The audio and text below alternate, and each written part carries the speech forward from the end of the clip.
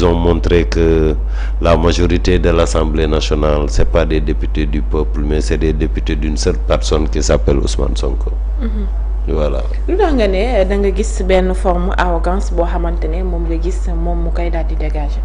waaw mais arrogance bi déjà xam nga menace jàkkaarloo askan bi di wax di leen menacer comprendre nga jàkkaarloo ñi nga xamante ni mooy député yi xam nga pencum ndaw réew mi fi nga xamante ni nii képp ku fa taxaw rek da nga war a xamante ni fii maanaam c'est le peuple en fait, c'est le rendez-vous avec le peuple. Et le rendez-vous avec le peuple, il faut vraiment montrer un certain respect à travers le peuple. Tu vois, certaines considérations à travers le peuple. À travers le peuple, les questions d'actualité, si vous voyez bien, aujourd'hui le Sénégal est en train d'être déchiré. Aujourd'hui le Sénégal est en train de souffrir, surtout concernant la question de la mort d'Abdoulaye Ba.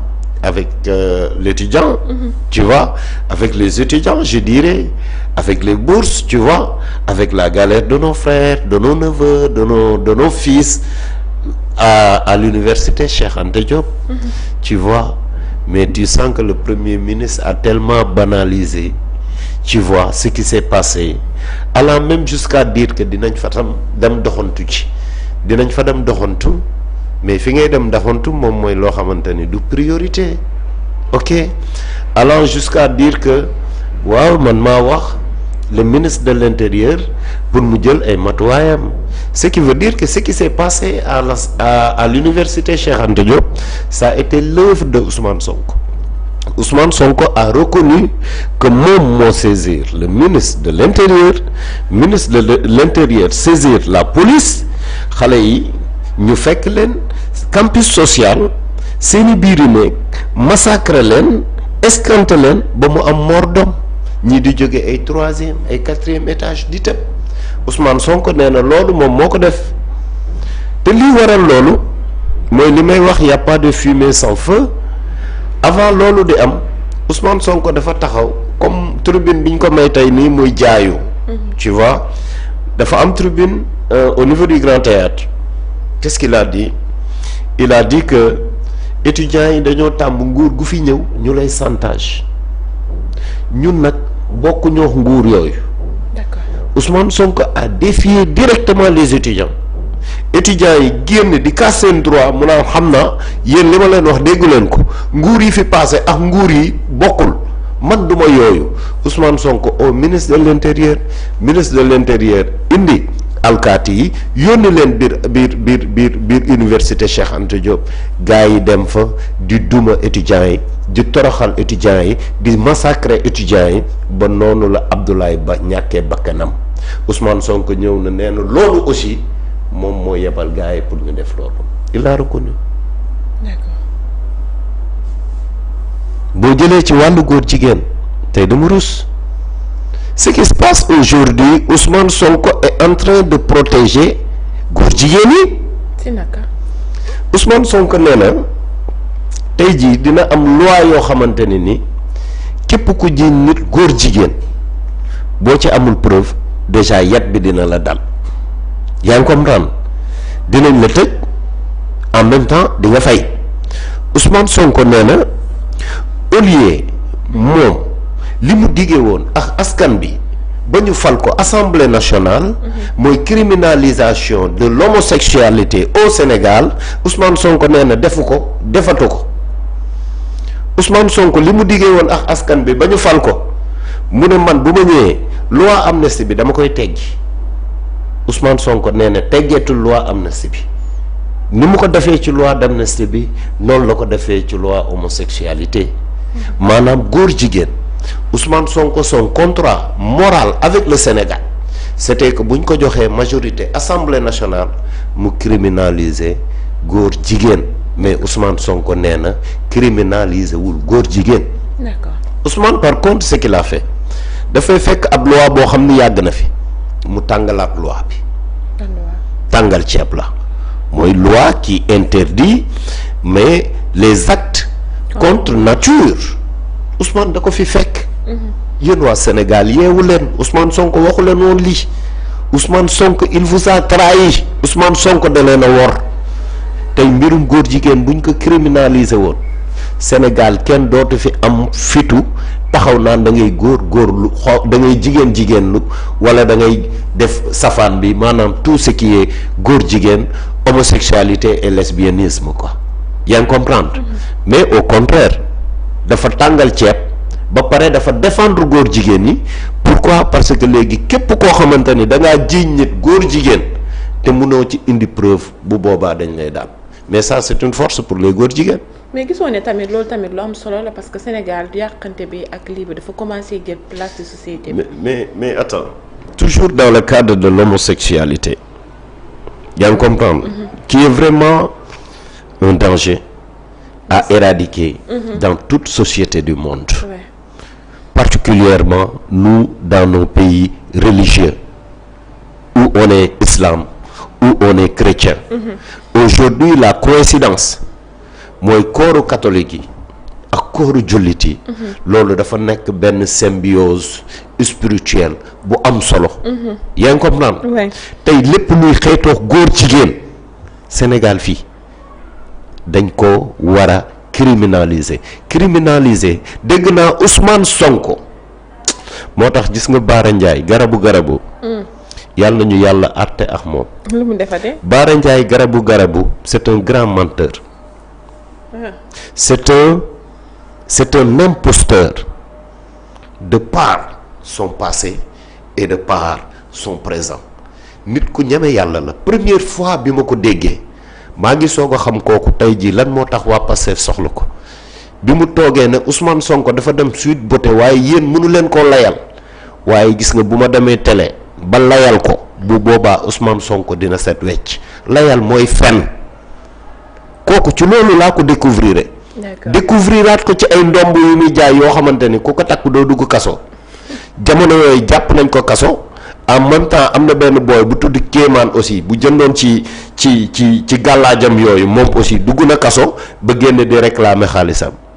en même temps cet homme là garabu Baara Ndiaye warul tudd Baara warul sant Ndiaye warul tudd aussi non plus Cheikh mais man je vais le dire Adja tu sais pourquoi Adja nekk na ku ñàkk fayda koo xamante ni jigéen ñi rek lay tongool dégg naa ko mooy xas Aminata Touré mu ne Aminata Touré ab sàcc la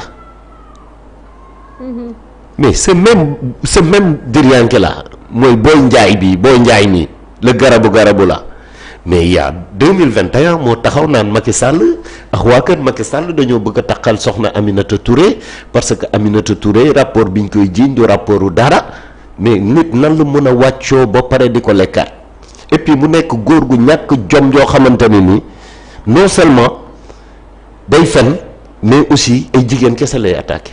je l'ai vu attaquer aussi sama sister Thérèse Faye gis naa ko ak Thérèse Faye muy tongante ak Thérèse Faye di teesante ak Thérèse Faye gis naa ko encore notre sister Maïmouna Ndour Faye mais Baara Ndiaye moom pourquoi jigéen ñi rek lay tongool yaa ngi comprendre.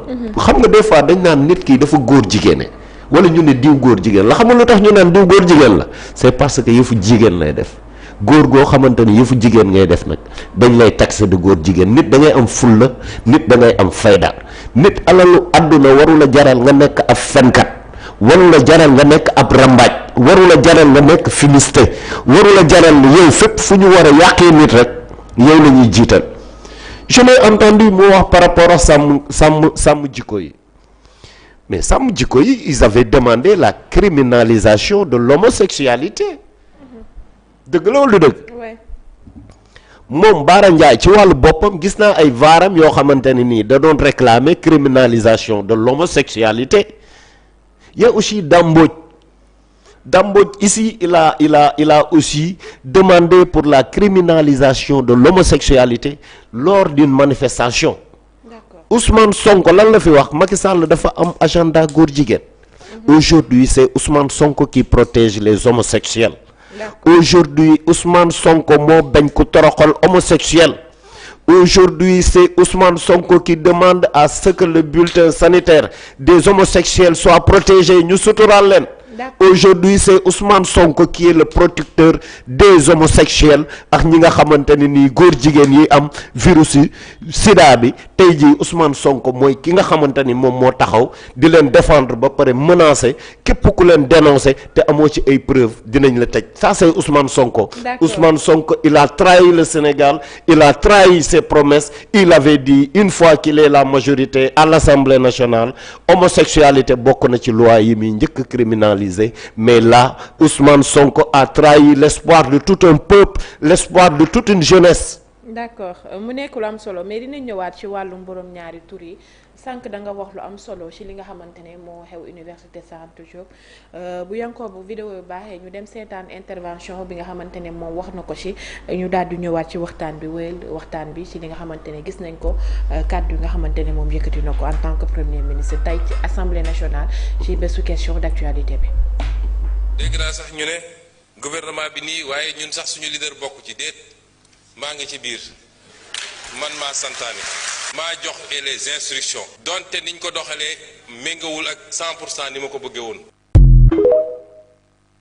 dégg naa sax ñu ne gouvernement bi nii waaye ñun sax suñu leader bokk ci déet maa ngi ci biir man maa santaane maa jox les instructions donte niñ ko doxalee méngawul ak 100% ni ma ko bëggee woon.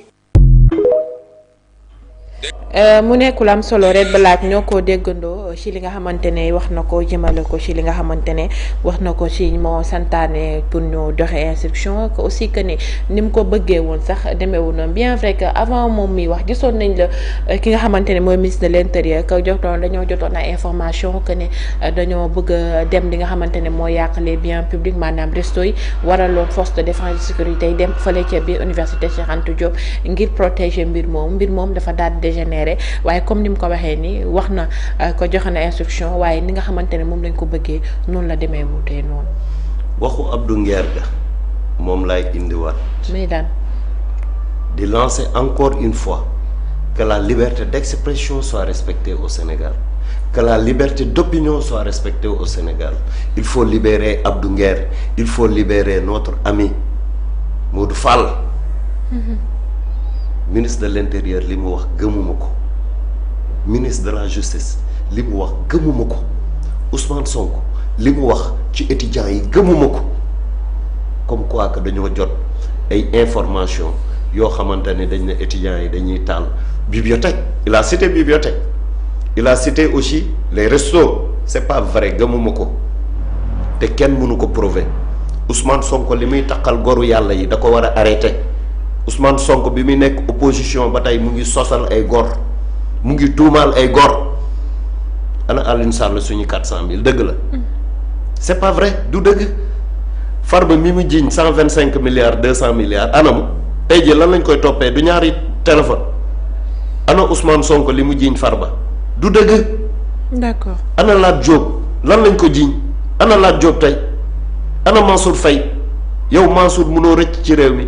waxu Ousmane Sonko gëmuma ko, waxu Ousmane Sonko du ma ci dóor sama doom, mais néanmoins il faut rappeler une fois dans l'histoire du Sénégal si la ñu taal amphi université, si la ñu taal bibliothèque. Donc ñoom seeni pexe yooyu ñu doon def étant dans l'opposition bu ñu yaakaaree ni xoolal ñi fi nekk loolu la ñuy def, c'est pas vrai.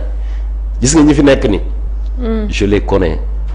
boo jëlee ku ci mel ni Macky Sall, ku ci mel ni APR, mais nooy tabaxee réew ba mu mel ni panaal nga jóg nga ni da nga koy taal, est-ce que loolu am na sens?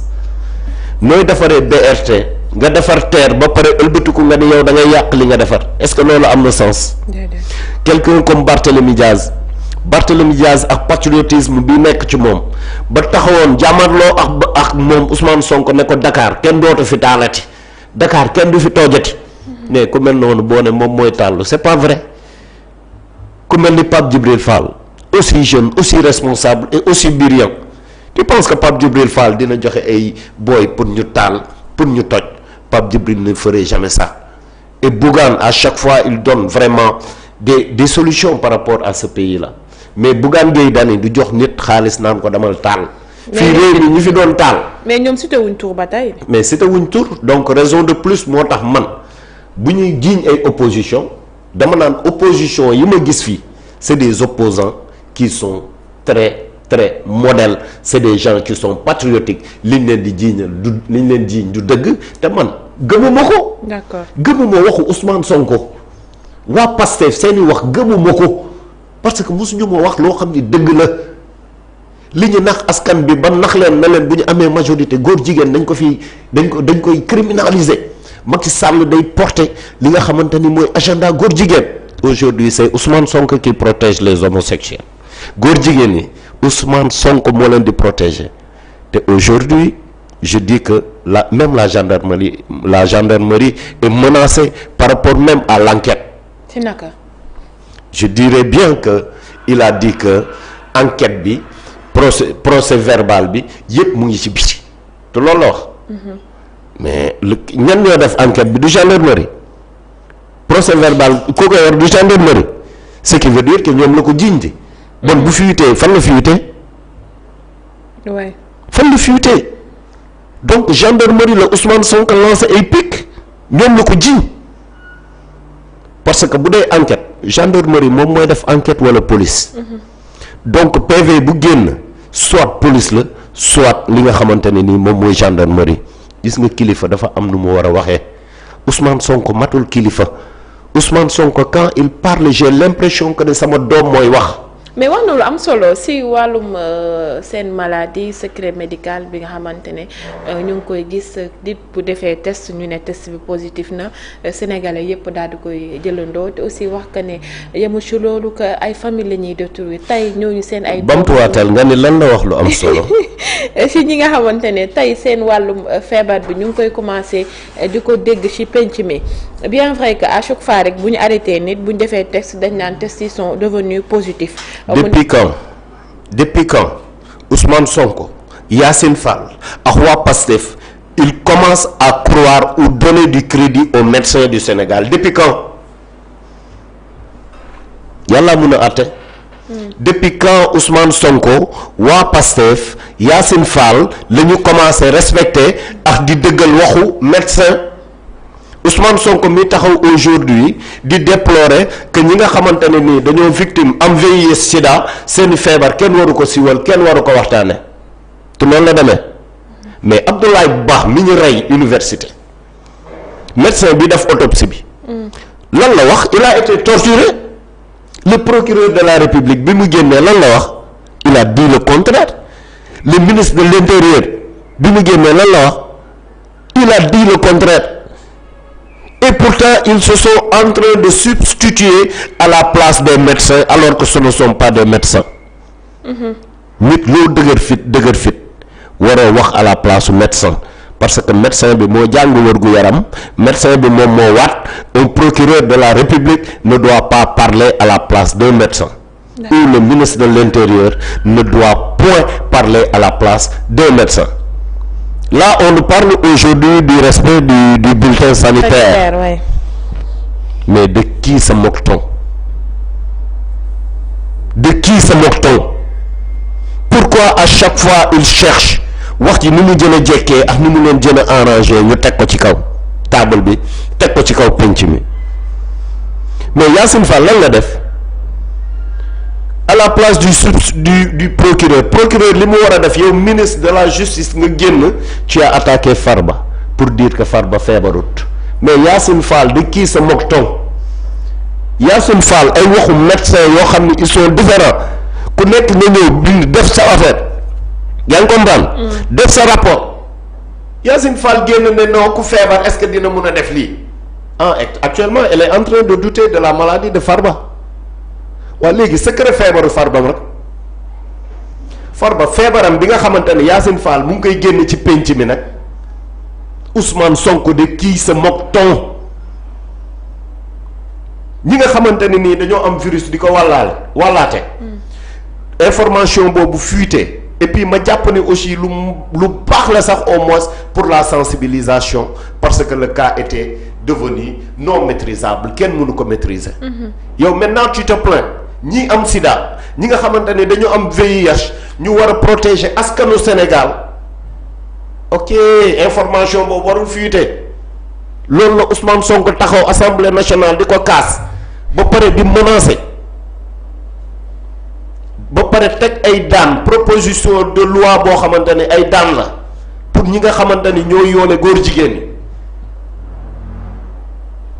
évidemment avec pas assez d'information et il a attaqué Pape Matar. Mame Matar Jamra balaa ñoo ñëw si Mame Matar Jamra boobu noonu en guise de moo nekk loo xamante ni d'illustration ñu daal di dem déglu kàddu yi nga xamante ni yëkkati na ko moom Ousmane Sonko jëmale ko si li nga xamante ne moom lañ doon wax léegi ci wàllum santé nit ki jëmale ko ci feebaram bi muy wax que ne ñoom aussi dañoo am famille te seen ay njaboot sax dem nañ sax est-ce que dinañ am xel dem jàngi li nga xamante ne mooy seen école yankoor bu baaxee ñu daal di dem seetaan te daal di ñëwaat continuer wéyal waxtaan bi.